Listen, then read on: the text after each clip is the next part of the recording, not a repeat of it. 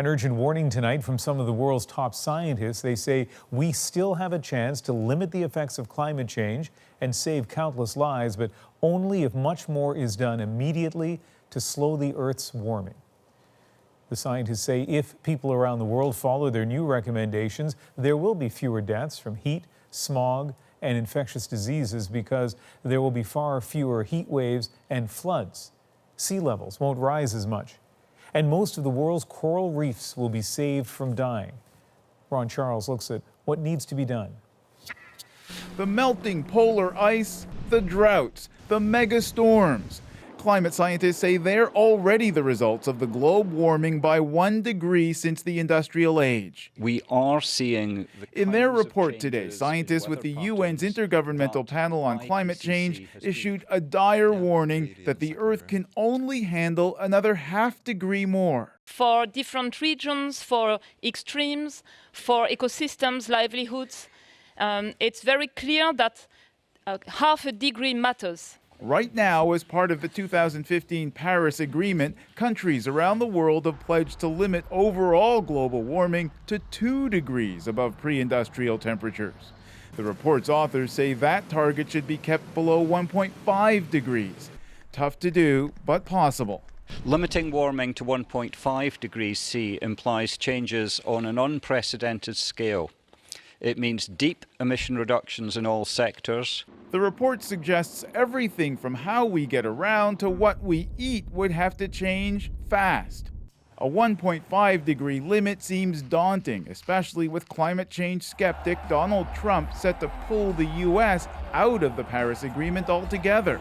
A Canadian author of today's report says now is the time for all governments to step up. I am hopeful, but on the political side, I am less hopeful because even governments that sort of profess to take climate change very seriously, in the end, do not act according to what is required, and this includes Canada.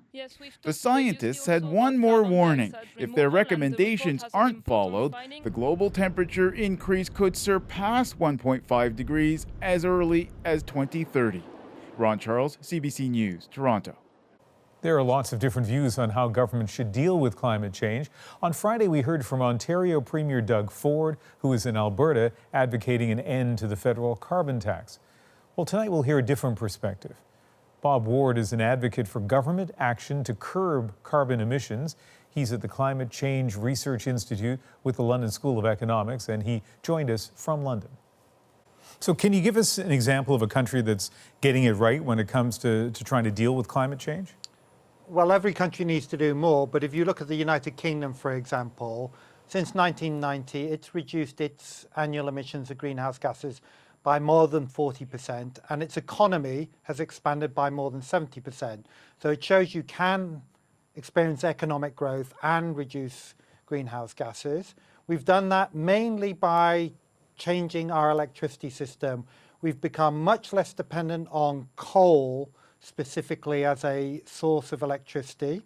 But we're also doing more in terms of energy efficiency, and that's helping householders, of course. They're now paying smaller bills than they did 10 years ago because they're saving more energy.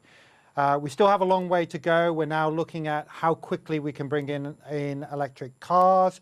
We've got a big challenge in terms of replacing our central heating systems which run on gas and looking at alternatives, perhaps even changing the whole system over to hydrogen. And we're also looking at our diets. People are generally eating less meat because it's a healthier diet, and that's also helping with greenhouse gas emissions because red meat is a particularly wasteful form of food. It involves a lot of resources to keep livestock, and that livestock emits a lot of methane, which is an even more powerful greenhouse gas and carbon dioxide. Now in Canada, we're seeing some politicians equate opposing a carbon tax as a way of saving money for taxpayers, which sounds appealing to at least some voters. Yes, but that's a falsehood because what's happening is people are paying more through the impacts of climate change. And the people who are paying are usually those who are most vulnerable in society. So you have to ask yourself, are you prepared to put that extra price on the people who experience flooding, the people who are suffering from drought, the people who are suffering from coastal flooding, when there are storms. All those things are now linked to climate change. And the carbon taxes, all they do is help redistribute the costs from the people who are causing the problem, i.e. those people who are responsible for greenhouse gas emissions, putting the price back on their shoulders rather than the people who are dealing with the consequences. So this is really about the fairness of the system. It's simply not fair to allow people to emit greenhouse gases for free and expect everybody else to pick up the cost. Okay, Bob Ward, thanks for speaking with us.